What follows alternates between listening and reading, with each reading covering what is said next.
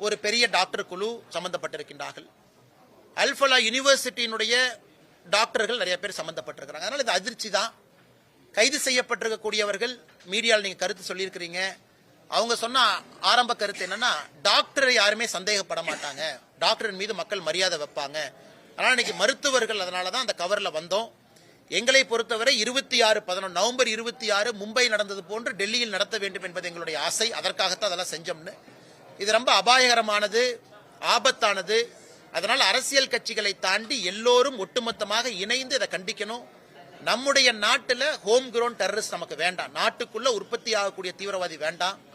அதே கூட தீவிரவாதத்தை பொறுத்தவரை தொடர்ந்து என்னுடைய கருத்து, மதத்தை தாண்டியது. எந்த ஒரு மதத்துக்கும் தீவிரவாதம் நம்ம சொல்லக்கூடாது. ஆனாலும் சில மதத்தில் சில நபர்கள் ஒரு மதத்தை தவறா பயன்படுத்தி தவறான நெரேட்டிவை ஃபிக்ஸ் பண்ணி இதை பண்றாங்க. இன்னைக்கும் ஆரம்ப கட்ட டிவியில் நீங்க சொல்லி இருப்பது டர்க்கி தான் அதற்கு பேஸா இருந்திருக்கு. அங்கிருந்து தான் மூளைச்சலவை நடைபெற்று இருக்குன்னு. அதனால் இது ரொம்ப அதிர்ச்சியாக இருக்கிறது. அதே நேரத்தில் நம்முடைய காவல்துறை நண்பர்கள், ADS team, Delhi special police எல்லாம் மிக துரிதமாக இந்த வேலையை செய்து கொண்டிருக்கின்றார்கள்.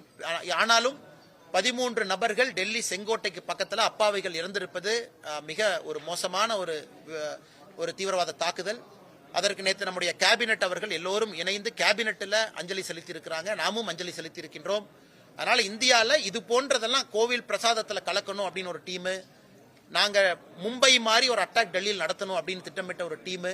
இது யாராக இருந்தாலும் கூட ஒரு மாநிலம் தாண்டி 5 மாநிலத்தில் இந்த நெட்வொர்க் இருக்கு.